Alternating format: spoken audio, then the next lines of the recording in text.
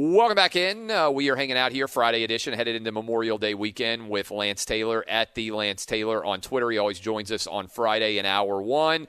And this is a bit of a different feeling as we roll in the Geico OutKick studios. LT, it's Memorial Day weekend. I'm going down to the beach. I know a lot of people where you live in Birmingham also go down to the beach. Is this, though, the weirdest feel to Memorial Day weekend in your life? Ever, because 2 weeks ago I would have said, I guess people are just going to self-quarantine and nobody's going to do anything. And hopefully if you've got a good spot that you can go to a park, and maybe if you've got a pool, you can go to the pool. But I didn't think anybody would be out and about. And now I'm to the point where I'm going to be down there close to you, but it is so difficult to book any properties, any rental properties on the Gulf Coast right now because everybody is just making a run for it.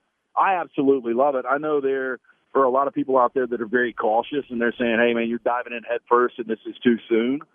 But I just think people are kind of fed up and people have cabin fever and it's a holiday weekend and it seems like we got a lot of momentum right now. And I'm excited about the weekend. And I think people want to get out.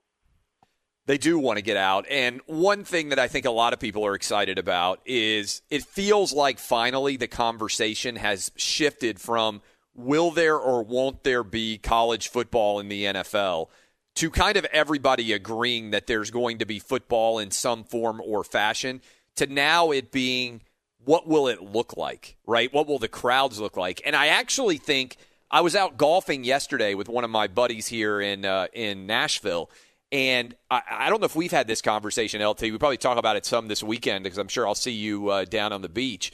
But one of the things that's fascinating here is how do you decide who gets in a stadium, right? I mean, for these college football stadiums, let's say like Ohio State came out and said usually they seat 100,000 in the shoe, right? There are a lot of 100,000-seat venues all over college football. And so much of where you are seated is based on how much money you're donating, how long you've been donating, all those different aspects that's different than, say, an NFL stadium. And so there's so much personal relationship built up between a university and donors and everything else. This seems like it's way more complicated. Like, will they or won't they play is really a binary, right? It's yes or no, they will or they won't. But who's going to be able to go to the games? You know this. I mean, I can't imagine that it's going to be a very easy decision for athletic departments.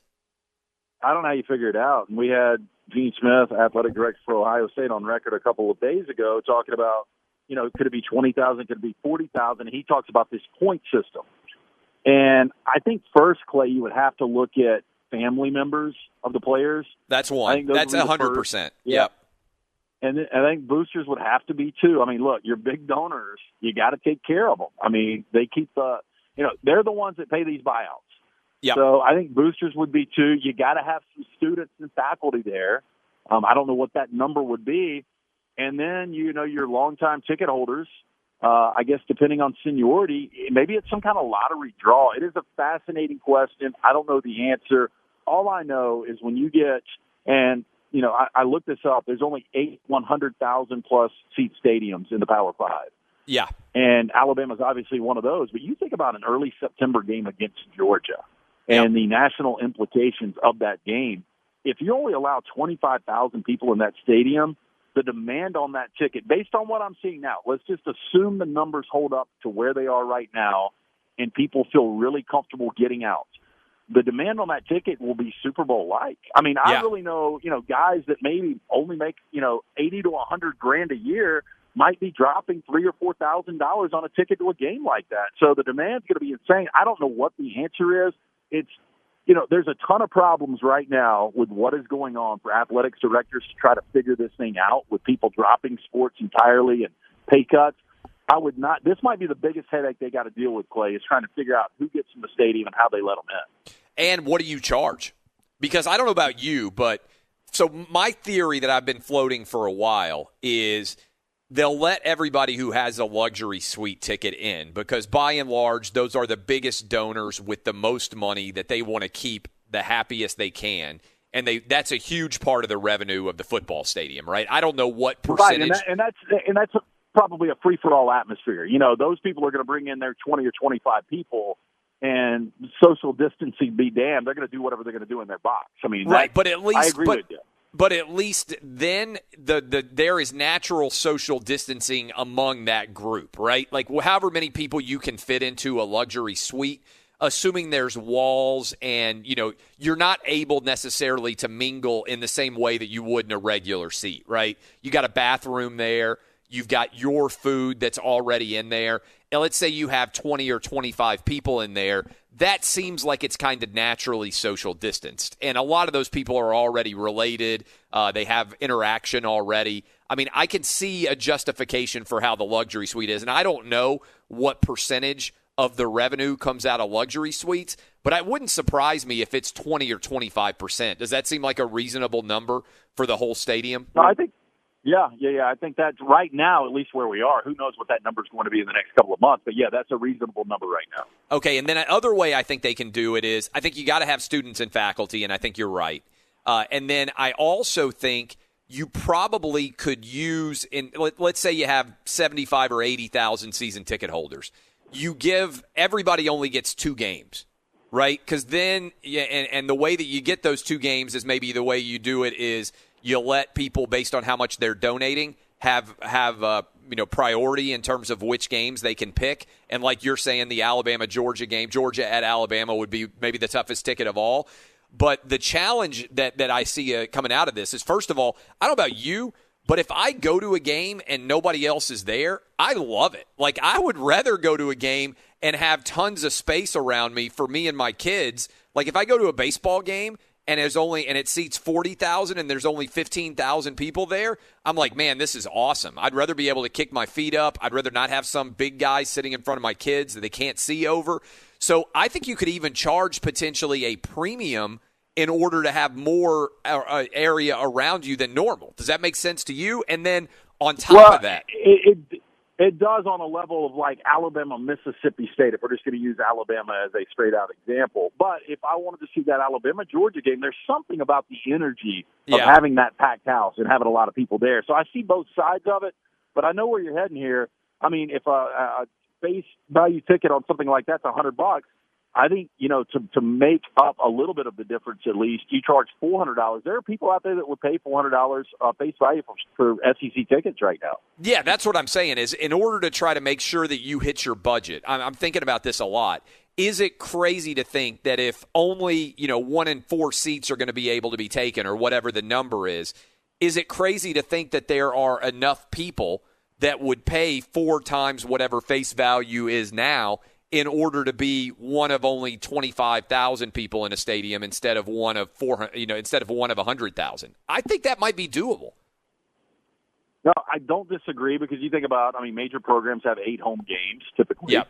And if you did, let's just do the $400 or $500 a ticket. If you're spending $4,000 for your season tickets for those 8 Saturdays, look, this is not going to be the exclusive 1%, but I think there is, 5 to 10% of diehard fans out there that would absolutely pay it. And I think you would find the demand for it. I don't think there's any doubt. All right, now here's the next question. How do you stop people from tailgating outside the stadium on a big college football Saturday? You know this. Like, we've been to tons of SEC games all over the country. There are 100,000 people who will show up that don't even go into the stadium to have an awesome day tailgating and be able to just chill outside, watch games, drink beer on their big screen television, set up their awesome tailgates. How do you stop that from happening? Well, I don't know if it was Fox or Lincoln that came with you for Alabama LSU. It was Lincoln, my 9-year-old. Yeah. And he was in his Alabama. It might have been a Julio Jones jersey. Was it Julio or was it Tua? I don't even remember. He's got both. He's got a Tua jersey and he's got a Julio. Okay, well, he had one on. He had the receiving gloves and everything. And you guys came to one of our tailgates. And at that one specific tailgate, there's probably 100, 200 people there. Yeah. You can't control it. The only thing that I can imagine, and this would be a sucky job, because we've got such a shortfall on so many different industries. And one of those is you've always seen cops writing tickets at the end of the month, trying to make that number. And you think about how many less tickets we've had written, traffic violations over the last couple of months. It's almost like a, public intox or an open container that you get on some of these campuses. And if you have, cops walking around and the fine is $50 for not social distancing, I mean, I wouldn't be shocked. Again, it would be a sucky job, but if you had, an army of cops out there just writing tickets left and right to try to get this thing under control, and I don't ultimately know how you do.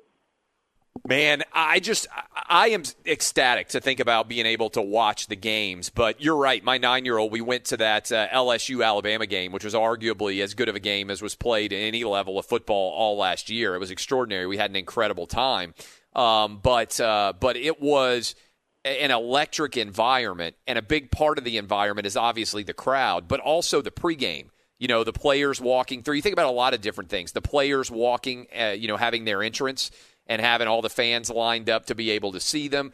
All of those things are a huge part of college athletics. The band, like with the band socially distanced inside of the stadium, I think there are so many intriguing questions about what it might look like. But I will tell you, for a lot of people who are just going to be sitting down at home watching on their couches, the fact that they can feel comfortable that it's going to happen is something I think that's pretty exciting.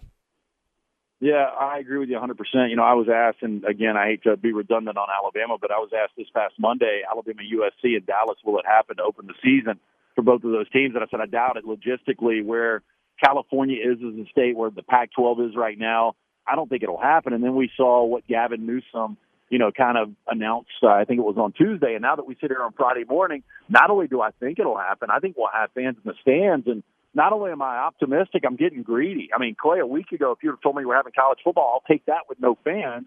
Now you hear guys like Gene Smith, Ohio State's athletic director, talking about 20 to 40,000.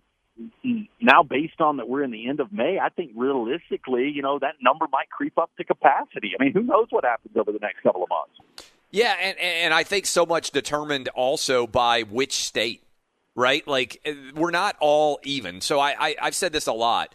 There's a difference between, let's say, what's going on in New York City and what might impact Rutgers and what might impact Boston College, let's say, in Boston, and what's happened in Tallahassee, Florida at Florida State and what's happened at the University of Florida, right? Or Wyoming has already announced that their people are coming back. There's almost no deaths from the coronavirus in Wyoming. Now, we know college athletics means that a lot of people travel in from a lot of different parts of the country. My bet would be that almost nobody will be flying in the same way. So when you mentioned, for instance, that Alabama-USC game, to me what kind of stands out about that one is I wonder whether it makes sense for both fan bases to travel to a location and play in a neutral site venue. I almost think it would make more sense, and I have no idea whether something like this would be possible, but I almost think it would make more sense for USC to travel to Alabama or Alabama to travel to the Coliseum and, kind of basically at least have one home crowd that isn't having to travel somewhere. Does that make sense? Yeah, would you love if we'll watch anything right now, but if they had coin flips on where these neutral site games ultimately take place, Florida State, West Virginia, Alabama, and USC, Ole Miss and TCU, or Ole Miss and Baylor, excuse me. If you actually had some kind of ESPN and you had all the college game day guys on there and you were doing coin that would be amazing. Whoever wins the coin flip gets to host the game. Yeah. Oh, yeah, that would be amazing. Yeah, it would be incredible. And how excited would the fan bases be for those schools to actually have those games on campus? You're right, though. I mean, it doesn't make a ton of sense for fans from both fan bases to actually travel to a city like that.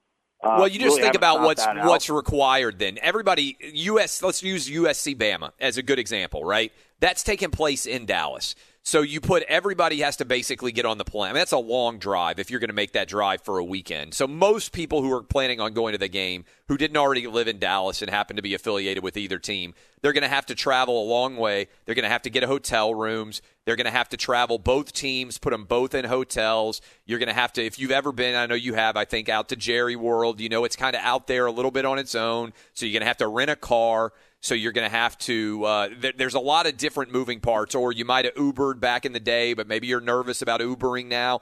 It seems like it would make so much more sense for either Alabama and USC. I want the game to happen, but your coin flip idea is not a crazy one.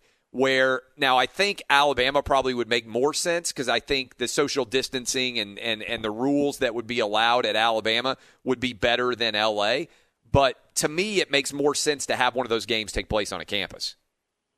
Yeah, and look, and I'm one of those guys, I'm over the neutral side. I mean, I get excited just because it's early college football, but I think the home and homes are way more exciting.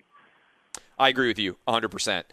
What else? Anything else out there that you think is standing out as we roll into Memorial Day weekend? Are you like me and incredibly optimistic that when we have our next big summer holiday, which is obviously July 4th, I think almost every sport will be either coming back or have already come back, or be, like in the case of the NBA, I think it's possible they're in a training camp to try to get back. I think everybody's going to be back up and running by July 4th.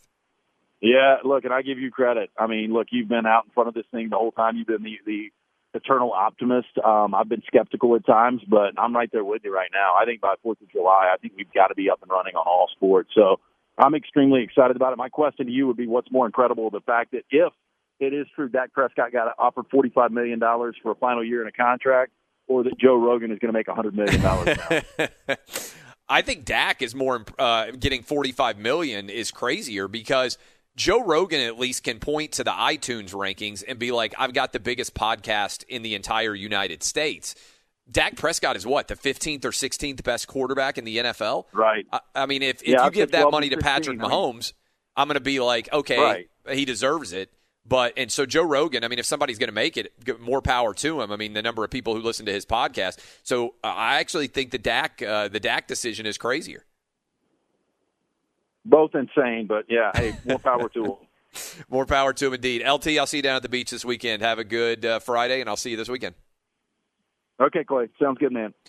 That's at the Lance Taylor.